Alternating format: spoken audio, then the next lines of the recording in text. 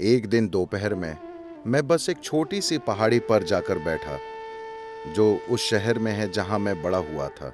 उस पल तक मैंने हमेशा यही सोचा था कि ये मैं हूं और वो कोई और है। मुझे किसी और से कोई परेशानी नहीं थी, पर वो कोई और है, ये मैं हूं।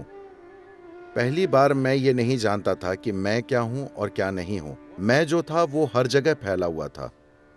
मुझे लगा ये पागलपन 5-10 मिनट तक चला, लेकिन जब मैं अपने होने के सामान्य तरीके पर वापस आया, तब 4.5 घंटे बीत चुके थे। मैं वहीं बैठा था, पूरी तरह से चेतन, आंखें खुली। मैं वहां दिन में करीब 3 बजे बैठा था और शाम के 7:30 बज रहे थे। सूरज डूब चुका था और मुझे लगा बस 10 मिनट हुए हैं, पर 4.5 घंटे बीत गए थे। मेरे व्यस्त जीवन में पहली बार इतने आंसू बह रहे थे कि मेरी शर्ट पूरी गीली थी। मुझे आंसू आना असंभव था, मैं ऐसा था।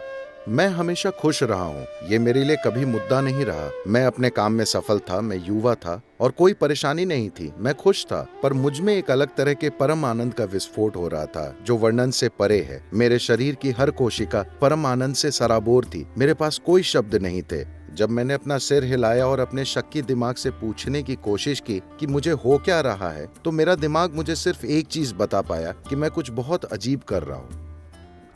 मुझे इसकी परवाह नहीं थी कि वो क्या था, लेकिन मैं उसे खोना नहीं चाहता था, क्योंकि इससे खूबसूरत चीज मुझे कभी नहीं मिली थी और मैंने कभी सोचा नहीं था कि एक इंसान अपने अंदर ऐसा महसूस कर सकता है।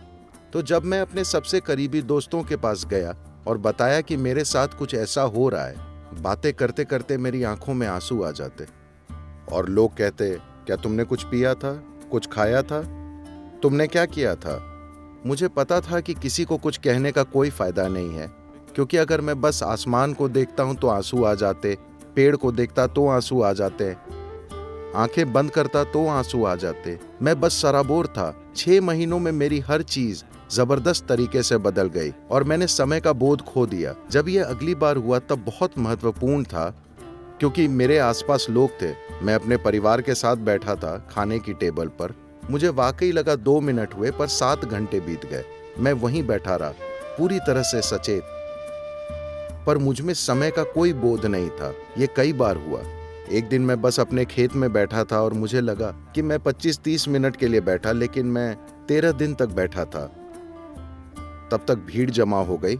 भारत ऐसा देश है कि मेरे आसपास बड़ी बड़ी मालाएं थीं। कोई पूछ रहा है कि उसका कारोबार कैसे चलाएं, कोई पूछ रहा है कि उसकी बेटी की शादी कब होगी। वो सारी बकवास जिससे मुझे नफरत थी, मेरे ही आसपास हो रही थी और मुझे वाकई लगा 25-30 मिनट हुए थे। पर वो लोग कह रहे थे, 13 दिन से ये बैठा है, ये समाधि में है, ये है, वो है। मैंने ये शब्द भी नहीं सुने थे। मैं यूरोपियन फिलॉसफी पढ़कर बड़ा हुआ था। कामू, काफका, दोस्तोव्स्की, आप उन्हें पढ़ते हैं अमेरिका में? और 60 का दशक था, तो मैं बीटल्स वगैरह को सुनते हुए बड़ा हुआ था। मैं और अध्यात्म अलग अलग दुनियाएं थी। मेरे वहां जाने का कोई सवाल ही नहीं था। तो मेरे अंदर ये शब्द ही नहीं थे, समाधि ये और वो। लोग कह रहे थे, अरे वो इस तरह की समाधि में है, वो उस तरह की समाधि में है, आप उन्हें छुएंगे तो ये होगा, और लोग मुझे पकड़ना चाहते थे। तो मैं बस यही कर सकता था। मैंने वो जगह छोड़ी और सफर पर निकल गया, सिर्फ इससे बचने के लिए, क्योंकि मैं समझ नहीं पाया कि मेरे आसपास क्या हो रहा है। मैं आपको ये कहानी इसलिए बता रहा हूँ क्योंकि ये हर इंसान के लिए संभव है। ये मेरी कामना और मेरा आशीर्वाद है कि ये आपके साथ होना चाहिए। चाहे आप माउंट एवरेस्ट पर चढ़ें या न चढ़ें, धरती के सबसे अमीर आदमी बने या न बने, इस धरती पर आपके जीवन का अनुभव अच्छा होना चाहिए। आपको आनंद में जीकर जाना चाहिए। ये हर इंसान के साथ होना चाहिए। हर कोई इसका अधिकारी है और हर किसी में ये काबिलियत है।